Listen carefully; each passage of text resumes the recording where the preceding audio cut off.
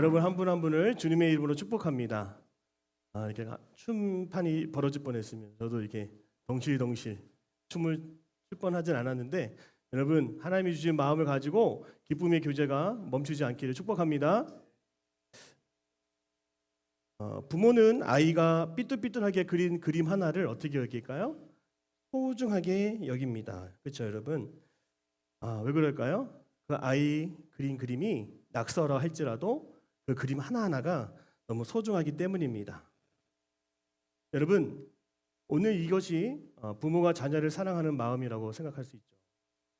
오늘 우리가 이 본문의 말씀을 통해서 사랑이 진짜 사랑이 뭔지를 우리가 함께 배우기를 원합니다. 그래서 이 말씀을 우리가 이렇게 배우는 것은 다른 게 아닙니다.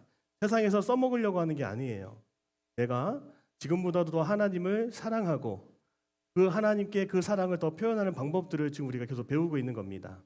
근데 그렇게 하나님을 사랑하다 보면 하나님이 지으신 피조물들 또 세상 모든 것을 이전과 다르게 하나님을 보듯 사랑하게 되는 거죠. 자, 어린아이의 낙서 하나가 부모에게는 버릴 수 없는 소중한 그림인 것처럼 어린아이는 무엇을 하든지 그저 사랑받는 존재입니다. 여러분, 오늘 저는 말씀의 제목을 이렇게 정해봤어요. 사랑은 그런 것이 아니다. 여러분, 사랑은 뭘까요? 사랑은요? 따라하겠습니다. 사랑은 거래가 아니다. 자, 오늘 본문의 말씀을 통해서 신랑이 신부를 좋아하는 모습을 보십시오. 한 1절부터 6절까지는 신랑이 신부를 끔찍히 여기는 모습입니다. 그런데 이 신랑이 신부의 어떤 모습을 보고 그렇게 사랑한다 말할까요? 무엇이 그렇게 좋을까요? 이 신부는 술람미 여인이라고 불렀습니다. 농부예요. 농장에서 일하는 사람입니다. 얼굴도 검고 그을리고 화장도 하지 않은 원래 그 모습 그대로 자연미가 있게 그렇게 보이겠죠. 근데 뭔가를 해서 사랑하는 것이 아니라 뭔가를 잘해서 사랑하는 것이 아니라 신랑은 신부를 있는 모습 그대로 귀하게 여긴다고 하는 거예요. 오늘 1절 말씀에 이렇게 나오죠. 귀한 자에 따라 신을 신은 네 발이 어찌 그리 아름다운가. 여러분, 우리가 많은 것을 잃어버리는 것 중에 하나는 있는 모습 그대로를 받아주는 것, 그것을 많이 잃어버린 것 같아요. 존재 자체만으로도 얼마나 귀합니까? 사랑받을 만한데 꼭 뭐가 있어야, 뭐를 해야 우리는 사랑으로 그렇게 거래하듯이 사랑으로 생각할 때가 많이 있습니다. 혹시 마음속에도 이만큼 해야, 이 정도 해야 인정받는 것 같고 그만큼 해야 당연히 사랑받는 것 같은 그런 마음을 품고 살아갈 때가 있습니다. 그런데 어때요? 그러면 그것을 하면 사랑받겠죠. 그런데 우리는 다 그것을 잘할 수가 없습니다. 실패할 때가 많습니다. 그때 마음에 그 사랑이 끊어진 것 같은 그런 마음이 드는 거죠. 내 자신이 필요 없는 것 같고 쓸모없는 것 같아요. 사랑받을 자격, 내 모든 것을 찾아봐도 하나도 없는 것처럼 여겨질 때가 있다는 것입니다. 여러분, 우리가 이 사랑을 오해하지 않았으면 좋겠어요. 오늘 본문의 말씀처럼 사랑받을 만한 그 조건이라고는 아무것도 없어 보이는 그 여인이 신랑의 사랑을 받는 것처럼 오늘 우리는 내 모습 그대로 하나님의 사랑을 받기에 충분하다고 하는 것을 꼭 기억할 수 있기를 바랍니다. 우리 옆에 사람 한번 봐줄까요? 이렇게 얘기해 주세요. 충분합니다. 사랑합니다. 축복합니다. 여러분, 특별히 한 가지 본문을 좀 생각해 봤으면 좋겠어요. 바로 누가복음 15장에 나오는 집 나간 탕자의 이야기입니다. 우리 18절과 19절에 아버지의 유산을 먼저 받아서 집을 나갔다가 폐가 망신당하고 다시 집으로 돌아온 그 둘째 아들이 이렇게 얘기합니다. 우리 18절 19절 말씀 같이 한번 읽어볼까요? 화면 보여주시겠어요? 화면 지금 안 나온다고 하는데요. 제가 읽겠습니다. 내가 일어나 아버지께 가서 이르기를 아버지, 내가 하늘과 아버지께 죄를 지었사오니 지금부터는 아버지의 아들이라 일컬음을 감당하지 못하겠나이다. 나를 품꾼의 하나로 보소서 하리라 하고. 이 탕자는요, 지금 미움받을 짓을 했습니다. 그냥 맞아 죽어도 뭐라 하지 못할 것 같아요. 아버지 유산 다 땡겨 받았잖아요. 근데 그것을 뭐 돈을 투자해서 더 많은 돈을 가져온 것도 아니고 전 재산을 날리고 항진하며 다시 돌아왔어요. 근데 여러분, 이 탕자가요, 회개해서 돌아왔을까요? 물론 아버지의 사랑 때문에 그리워서 돌아올 수도 있겠죠. 근데 이 탕자의 이야기를 다시 한번 들어봤으면 좋겠어요. 15장에 이렇게 얘기하잖아요. 나를 아들로 여기지 마시고 품꾼의 하나로 보소서, 이렇게 얘기하는 거예요. 품꾼이 뭘까요, 여러분? 품삯을 받는 노동자입니다.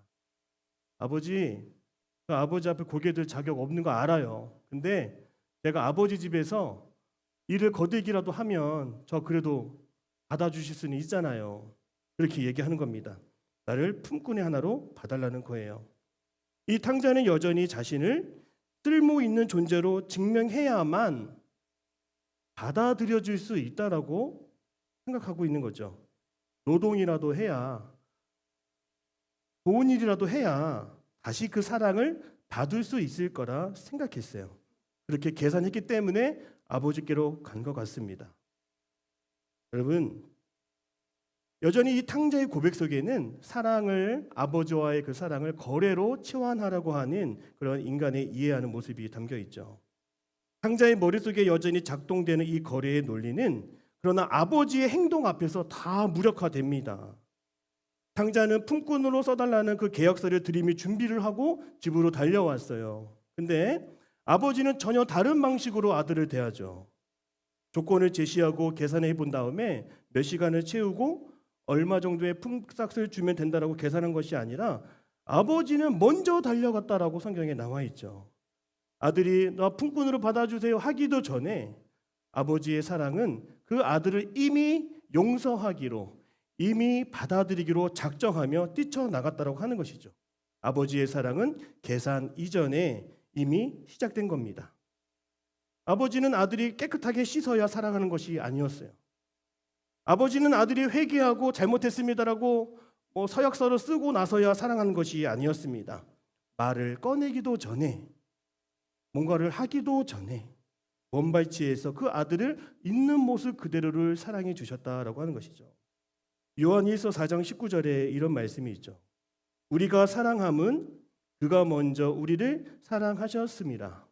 우리 마음속, 우리 이 완악한 마음속에는 어떤 동기에서든지 먼저 사랑할 만한 그 이유가 부족한 것 같습니다.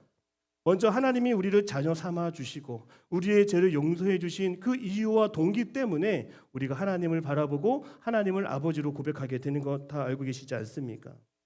하나님의 사랑은 인간의 회개를 기다리지 않습니다. 설령 오늘 이 자리에도 아직 회개하지 않았습니다.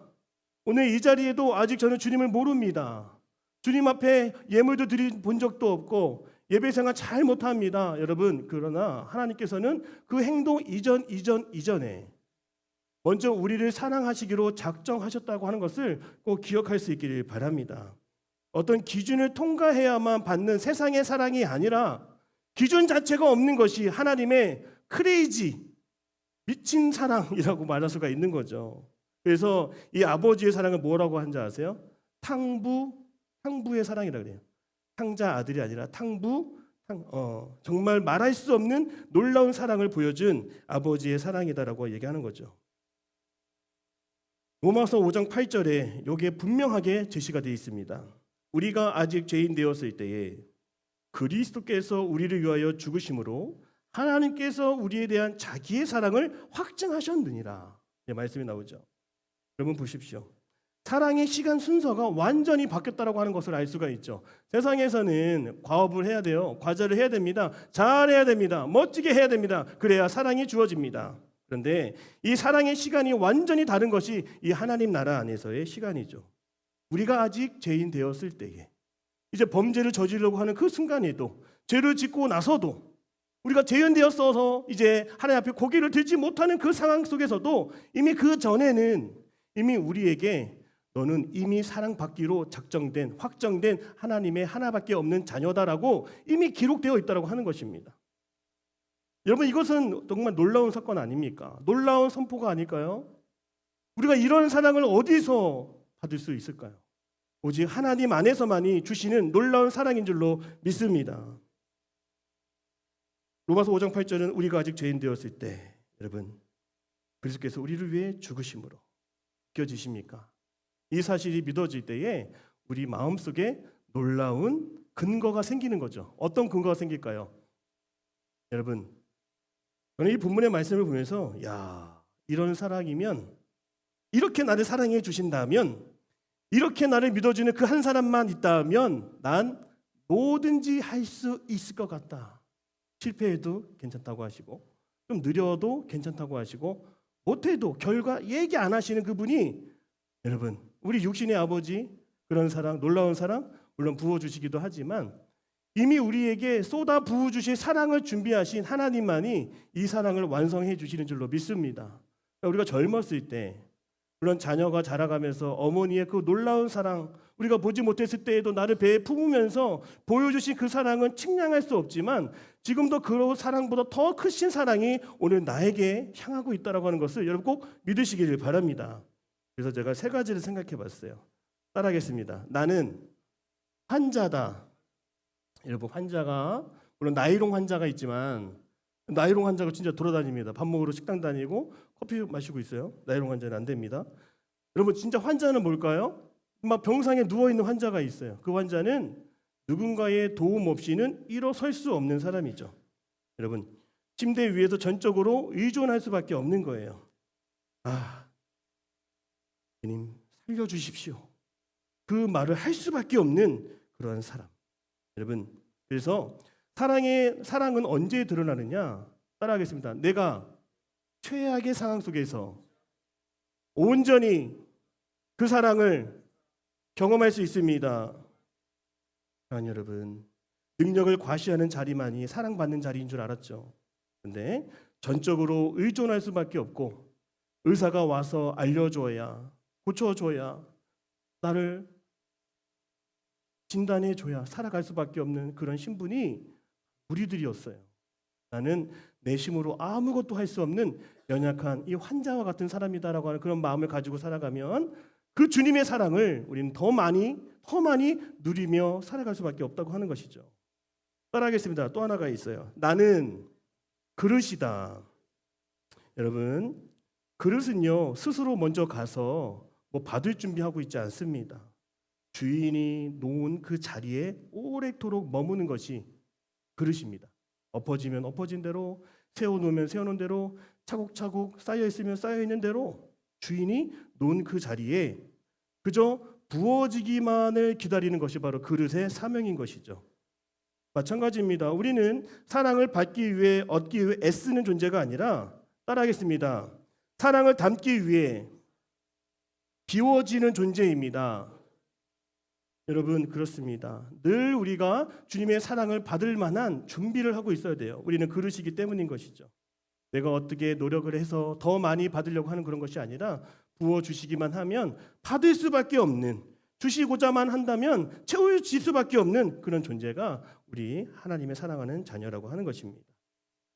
그렇습니다. 여러분, 이제 내가 누구다, 내가 뭘 했다, 내가 목사다, 이런 것도 스스로 증명할 필요가 하나도 없다라고 하는 거예요. 오직 하나님의 사랑에 비춰지고 드러나고 채워지고 또 하나님이 살려주시고 일으켜주셔야 그 사랑이 더 크게 온전하게 드러날 수 있는 것입니다. 자, 여러분, 이렇게 조건 없이 사랑받는 존재라고 한다면 이제 뭐 할 수 있어요? 이제 우리 어떻게 살아갈 수 있어요? 따라하겠습니다. 맨 땅에 헤딩할 수 있습니다. 여러분, 나를 지지해주고 나를 지켜봐주고 사랑해주는 그 한 사람이 우리 주님이시라면 실패해도 괜찮다고 하는 거잖아요. 그렇죠? 좀 늦어도 괜찮다고 하는 것이니까 우리가 더 당당하게, 더 담대하게 그 사랑을 나의 내적인 근거로 확신 있게 붙들고 나아가면 우린 더 열심히 주님의 일을 감당할 수 있다고 하는 것입니다. 주님의 사랑이 있기 때문에 오늘 내가 있습니다. 그 사랑을 끝까지 의지하여 살아갈 수 있는 우리 모든 청년들이 다 되시기를 주님의 이름으로 축복합니다. 자, 두 번째는 사랑은 그렇게 하는 것이 아니래요. 사랑은 어떻게 하는 걸까요? 사랑은 내 마음대로 하는 것이 아니다라고 하는 거죠. 두 번째는 사랑은 내 마음대로 하는 것이 아니다. 우리 10절 말씀을 같이 한번 읽어보겠습니다. 10절이에요. 같이 읽습니다. 시작. 나는 내 사랑하는 자에게 속할도다. 그가 나를 사모하는. 아멘. 이제 신부가 신랑을 향한 고백이 시작됩니다. 자, 어떻게 시작합니까? 따라하겠습니다. 속했다. 속았다가 아니에요. 속했다. 사랑은 세상에서는 속고 속이는 것 같습니다. 그러나 하나님과 나와의 사랑은 속하는 사랑, 소유권을 이야기하는 사랑이라고 하는 거죠. 자, 이 내용을 좀 우리가 좀 더 깊게 살펴보기를 원합니다. 나는 내 사랑하는 자에게 속하였다. 이건 무슨 뜻일까요? 나는 이제 내 마음대로 살아가는 사람이 아니에요. 사랑하는 분께 드려진, 바쳐진 사람이다라고 하는 것이죠. 지난날의 이름, 지난날의 과오, 지난날의 행적은 아무 의미가 없는 겁니다. 나는 드려졌으니까, 그분의 소유이니까 그분께 맡겨진 존재라고 하는 거죠. 이게 온전하고 진짜 사랑이라고 우리가 말하고 있는 것입니다.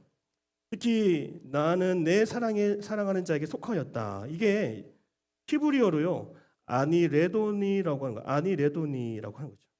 무슨 뜻이냐면 그분을 향해, 그분을 위해 내가 나아갑니다라고 하는 방향이 담겨 있고요. 또 하나는 뭐냐면 나는 그에게 속했다라고 하는 것은 나는 그분의 지팡이 아래에 있다라고 하는 거예요. 나는 그분의 지팡이 아래에 있다. 다른 말로 나는 그분의 지배와 통치 아래에 있습니다라고 하는 고백이죠.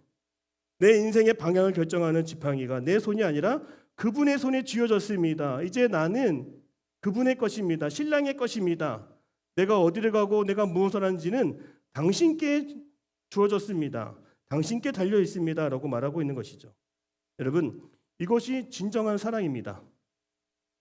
부부간에도 내가 해야 할 것과 내 계획과 내 의지와 내 노력과 내 마음과 내 생각으로 살다 보면 부부가 하나가 될 수가 없습니다. 둘 중에 하나는 한쪽으로 맞춰져야 되는 거죠. 마찬가지로 나와 하나님과의 사랑에도 내가 하나님 앞에 주님, 저는 주님의 것입니다. 입술의 고백만이 아니라 시간이 주님의 것입니다. 이 시간 앞에 제가 주님 앞에 오늘 예배하기를 원하고 이 시간을 주님께 다 드리기를 원하고 내 물질도 주님께 드리기를 원합니다. 그럼 이것이 진정한 우리의 예배 가운데 주님의 소유권을 인정해 주는 그런 시간이라고 하는 거죠.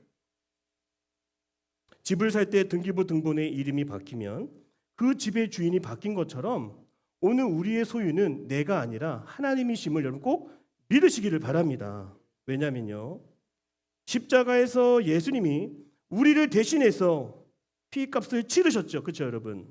이것은 무슨 말이냐면 이제 내 인생의 이름표가 나에게서 예수님으로 바뀌었다라고 하는 뜻이에요. 이제 나는 죄에 대해서 이미 죽은 몸과 마음이었는데 예수님이 나를 피값으로 다시 사시고 일으키시고 이제 주님의 소유가 되었으니까 내 이름으로 살아가는 것이 아니라 주님의 이름으로, 주님의 자녀의 이름으로 살아가게 되는 그 소유가 완전히 바뀌게 됐다라고 하는 것이죠. 그래서 지금부터는 달라질 겁니다. 어떻게 달라질까요? 내 시간, 내 재능, 내 계획, 이거 다 내가 하고 싶은 대로 쓰는 사람이 이제 되면 안 됩니다, 여러분. 이제 어떻게 되는 거예요? 주님이 원하시면, 주님이 가라 하시면, 주님이 보여주시면, 주님이 음성 들려주시면 거기에 내가 마음을 두고 살아가는 것이 진정한 십자가의 은혜와 사랑을 깨닫는 자의 모습이라고 하는 것이에요. 오늘 우리가 이것을 다른 말로 뭐라고 하는지 아세요, 여러분? 많이 들어보셨을 거예요. 따라하겠습니다. 자기를 부인하다. 이거는 그냥 단순하게 욕심 부리지 말자, 착하게 살자, 나쁜 행동하지 말자 이렇게만 생각해서는 안 되는 겁니다, 여러분. 바로 여기에는 이 자기 부인은 뭐가 있을까요? 하나님이 너 지금은 아니야. 하나님이 오늘 우리에게 조금 더 기다리라고 말씀하시면 그 앞에서 나의 생각과 마음과 의지와 감정을 다 내려놓고 멈춰 서는 것이 진정한 자기 부인의 모습이라고 하는 것이죠. 때로는 우리가 젊으니까, 여러분 더 젊으니까 여러분의 모습이 얼마나 이쁘고 여러분 생각이 얼마나 아름답고 멋있습니까? 그런데 그것도 내려놓을 수 있느냐? 여러분 뭔가를 지금 성공을 목전에 앞두고 있는데 주님이 아니라고 한다면, 주님이 원치 않고 주님이 기뻐하지 않는 것 같다라면 거기서 멈출 수 있고 끊을 수 있는 것이 진정한 하나님의 자녀의 모습이라고 하는 것이죠. 여러분 그때 멈출 수 있다면 우리의 주님을 향한 사랑이 입증되고 증명되고 드러나는 순간이라고 말할 수 있는 것입니다. 그렇습니다. 제가 목회를 하고 이제 교회 안에서 많은 사역들을 감당할 때 제가 하는 생각들이 저도 놀랄 정도로 좋을 때가 많아요. 야, 이 생각이면 우리 청년들이 그냥 깜빡깜빡 그냥 다 좋다 하겠지 이런 생각이 들 때가 있어요. 근데 청년들이 또 좋아해요. 근데 다 됐다. 이제 이거 실행하면 되겠다. 이렇게 됐는데 갑자기 우리 담임 목사님께서 그날 몇 월 며칠은 하면 안 돼. 이렇게 말씀하실 때가 있어요, 없어요? 있어, 없어요? 있겠죠. 나의 뜻이 있어요. 근데 그 위에 누구의 뜻이 올라가는 거예요? 그 위에 목사님의 뜻이 또 있죠. 그러면 내 뜻도 있지만 그 높은 더 목사님의 뜻이 있기 때문에 나는 그 목사님의 뜻에 어떻게 하게 돼요? 순종할 수밖에 없게 되는 거죠. 목사님 이게 더 좋습니다. 제 계획이 또 나왔어요. 근데 목사님은 안 된다고 했잖아. 이렇게 얘기하시는 거죠. 여러분, 우리가 살아가면서 내 뜻과 계획도 있지만 크신 주님의 뜻이 있다고 하는 것을 인정하는 자는 내 소유가 어디 있는지를 분명히 아는 자라고 하는 것이죠. 그래서 사랑하면 마음대로 할 수가 없어요, 여러분. 따겠습니다. 사랑하면 마음대로 할 수가 없습니다. 내 아내가 여기 있지만 메뉴 정하는 것도 마음대로 될까요, 안 될까요? 누구 생각 먼저? 근데 다 맛있는 거 먹고 있어요. 저는 좋은 거 먹고 있습니다. 여러분, 우리가 선인장을 사랑한다고 하면서 매일매일 물은 잔뜩 주면 돼요, 안 돼요? 안 되죠. 근데 누군가는 이 사랑하는 방법을 잘 몰라서 내가 옳게 여기는 방법을 주장하고 고집을 부릴 때가 있어요. 그러면 그 선인장은 결국 뿌리가 썩게 되겠죠. 여러분, 그런 것 같습니다. 내가 좋은 방법이 있다 할지라도 내 방법대로 살아가다 보면 반드시 역효과가 날 수도 있는 거예요. 언제나 내가 원하고 내가 바라는 뜻도 있지만 그 위에 내가 예상치 못하고 알지 못했던 더 큰 뜻도 있다라고 하는 것을 우리가 알며 사랑할 때, 사랑이라고 하는 것은 쏟아 부어주는 것만이, 누군가에게 그 부어주는 것만이 전부가 아니구나. 때로는 내가 양보하고 좀 내가 멈추고 뒤돌아서서 기다려주는 것도 하나의 사랑을, 진짜 사랑을 경험하는 것이구나. 이것을 알 수 있게 되는 것이죠.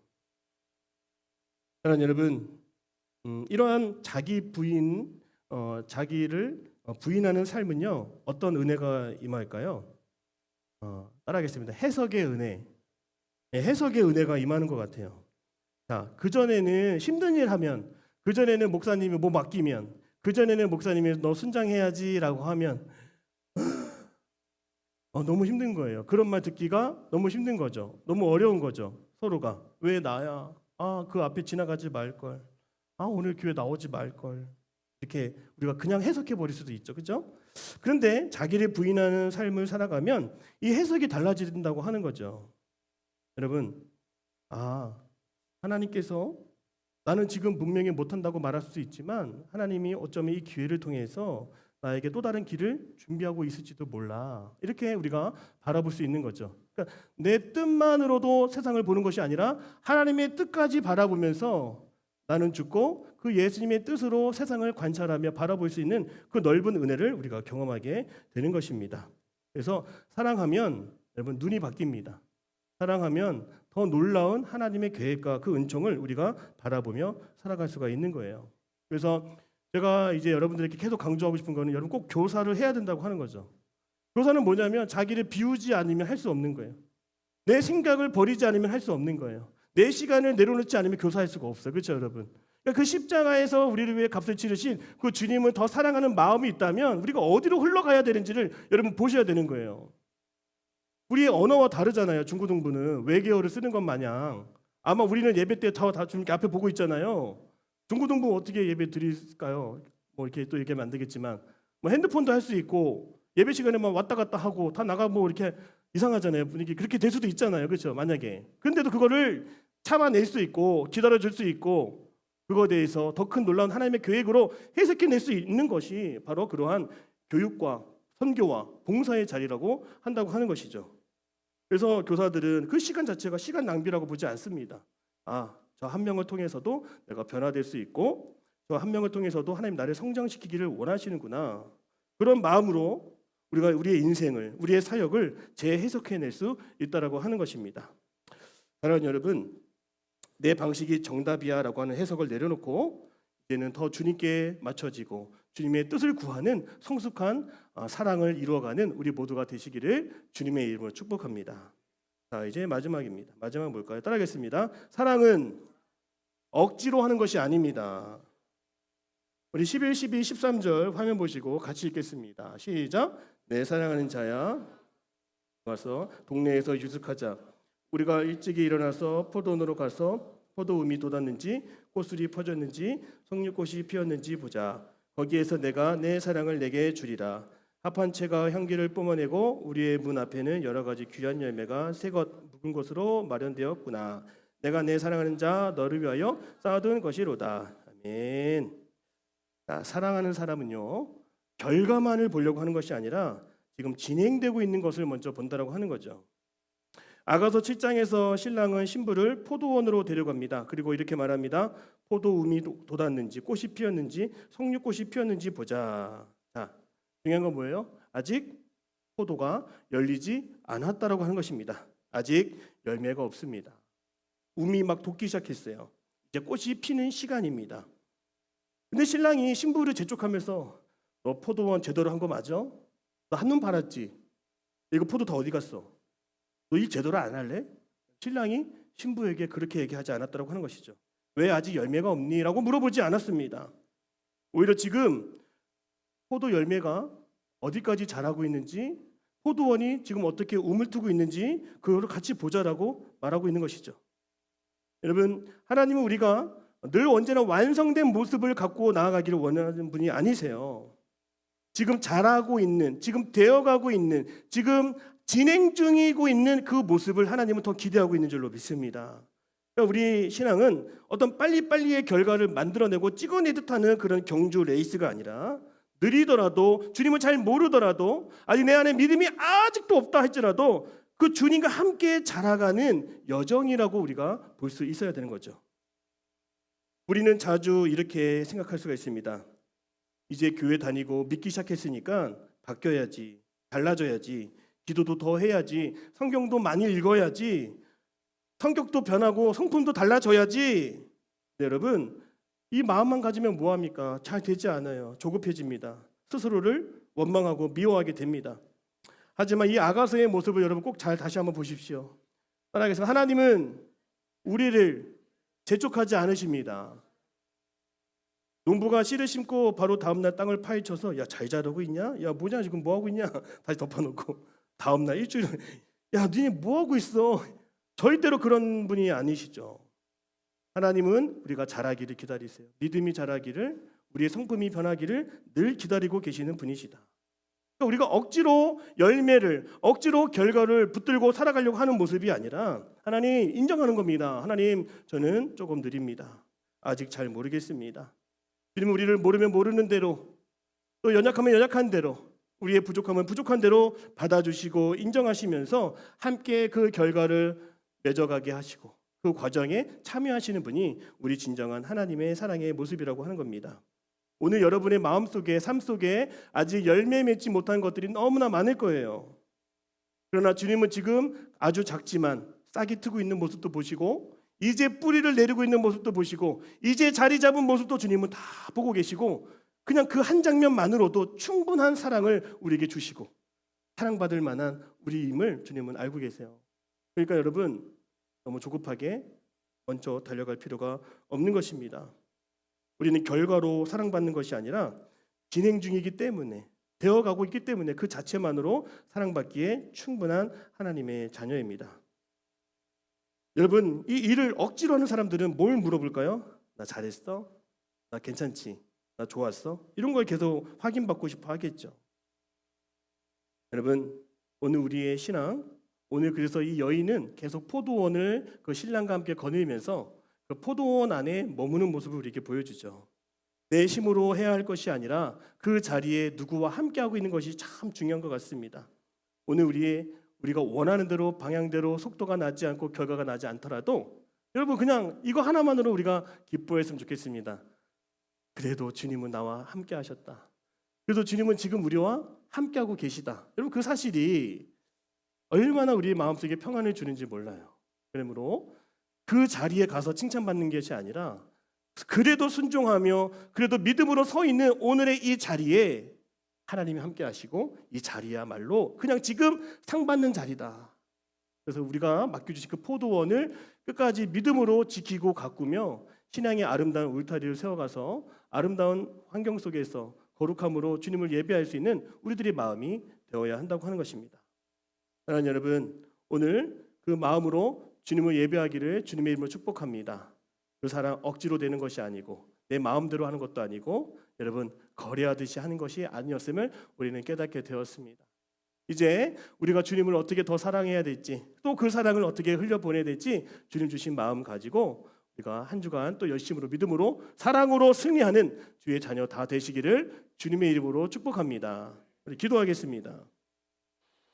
사랑의 하나님 감사합니다. 사랑은 거래가 아니라 있는 그대로의 나를 끝까지 안으시는 하나님의 일방적인 은혜였음을 고백합니다.